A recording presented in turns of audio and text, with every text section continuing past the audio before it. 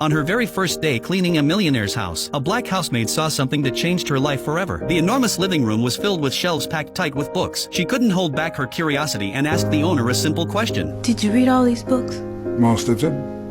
Why? His answer made her realize something powerful. Knowledge could truly change a person's destiny. That night, when she got home, she turned off the television. She sat down and made a learning plan for her children. She told them they had to finish 2 books every week, and on weekends they needed to write a report about what they had read. If you use that time to develop your God-given gifts, wouldn't be long before folks was watching you on TV. Those words sank deep into her son's heart. From then on, a boy named Carson studied late into the night. But even with all his effort, he was still at the bottom of the class. When his teacher asked how many questions he had answered correctly on the exam, he whispered, "None." The classroom erupted with laughter. Carson lowered his head in shame. Every day after school, he avoided his classmates so he wouldn't face their stares. But the teasing never stopped. Finally, he lost his temper and got into a fight. He was sent to the principal's office. When the principal demanded an explanation, Carson said it was an accident, but no one believed him. The principal pulled out his report card and handed it to his mother. It was filled with nothing but D's and F's. He warned her that if things didn't change soon, the school would have no choice but to expel him. On the way home, Carson was overwhelmed with guilt. He promised his mother he would never fight again, but when it came to grades, he wasn't so sure. He had already tried his hardest, and maybe his classmates were right. Maybe he really was dumb, but his mother looked him in the eyes and said firmly, "You're not dumb, my son. You are smart. You just haven't used your intelligence yet. But if you keep these grades, you'll spend your whole life scrubbing floors in a factory." Her words shook Carson to the core. He vowed to change, to prove himself to his mother. Yet no matter how hard he worked, his grades didn't improve. Then one day, his mother noticed something strange about the way he read. She soon discovered the truth. Carson was severely nearsighted. She didn't hesitate. She broke open her savings and bought him his first pair of glasses. For the first time, the words on the board came into focus. For the first time, his eyes locked onto the pages of his books. Slowly, his grades began to rise. The day he finally passed an exam, his mother's joy was beyond words. From that moment on, Carson started to love learning. He read late into the night at the library. He read in his dimly lit bedroom. He even read in the bathroom at home. Anywhere he could, he studied. Soon, his grades improved dramatically. When he brought home his very first A, he rushed home after school, eager to share the joy with his mother. But she told him calmly, "If others can do it, you can too, and you can do even better." Those words became his driving force. Carson pushed himself harder than ever. The first time he stood at the front of the class to be praised by his teacher, he felt something he had never experienced before. It lit a fire inside him. As time passed, his hunger for knowledge only grew. He became fascinated with everything, even a simple pebble on the ground. His curiosity drove him to read every book he could find about rocks. That curiosity paid off one day in science class. The teacher held up a black stone and asked if anyone knew what it was. The room was silent. Then Carson raised his hand. "It's obsidian," he said, and went on to explain how it formed. His explanation was so detailed that even the teacher learned something new. From that day on, his classmates saw him differently. After class, the teacher showed him a microscope and invited him to take a look. That single moment opened a door to a whole new world. Carson's desire to explore the unknown grew even stronger. 4 years later, the boy who once sat at the bottom of the class stood proudly at the top of his grade. His mother watched him walk across the stage to receive an award, her heart bursting with pride. After years of determination, Carson earned a place at Yale University with a full scholarship. He even met a brilliant young woman who became his girlfriend. Together, they dreamed of the future. But Carson still faced obstacles. His grades in chemistry were so poor that he had failed multiple times. If he didn't pass this time, his dream of becoming a doctor would collapse. As he struggled, his girlfriend asked him, "What's the thing you do best?" "Reading," Carson replied. "Then do what you do best." She said, "Read. Read as much as you can. You'll find the answers in those books." Carson took her advice. He studied day and night. With her help, he filled in every gap in his knowledge. When the exam finally came, the pages were filled with complex chemical formulas, but Carson's mind was ready. Answers flowed as if his pen had a life of its own. When the results were posted, his name was there. His hard work had paid off. At graduation, Carson was recommended for an interview at Johns Hopkins Hospital, a place known as the Mecca of medicine. But it was also where countless dreams were crushed. Each year, they accepted only 2 neurosurgeons, and that year, 125 applicants competed for those spots. One question mattered most. "What makes you think you can be a brain surgeon?" Carson answered calmly. He spoke about his passion for exploring the unknown. Then he asked, "Do you believe in miracles?" "The human brain is a miracle, and I believe every person has the power to create miracles." His confidence and composure impressed the interviewers. Those were exactly the qualities a neurosurgeon needed. Carson was accepted, although he was only an intern. His heart was filled with excitement, but reality was harsh. At first, the receptionist mistook him for a janitor. Later, a senior doctor confused him for a nurse and told him to draw blood from a patient. Carson checked the chart and realized the patient was severely anemic. Drawing blood could have made things worse. When he refused, the doctor saw it as a challenge to his authority. Carson was harshly scolded. Though humiliated, he held his anger inside. It wasn't weakness, it was self-control. Something life had taught him. Then came his chance. One night in the ER, a young man was rushed in after being struck in the head during a baseball game. His life hung by a thread, but all the neurosurgeons were away at a conference. The only doctor there was Carson, still just an intern. By rule, he wasn't allowed to operate, but as the patient's condition worsened, Carson knew he had no choice. Guided by duty, he stepped into the operating room as lead surgeon for the very first time. 4 hours. He worked with focus and precision, and in the end, he saved a life. But soon after, he was summoned to the director's office. His decision had broken hospital rules and could have put them at risk. He braced himself for punishment. Instead, the director gave him news so shocking it would change his life forever. Want to know what happened next? Follow me. The rest of the story is coming soon.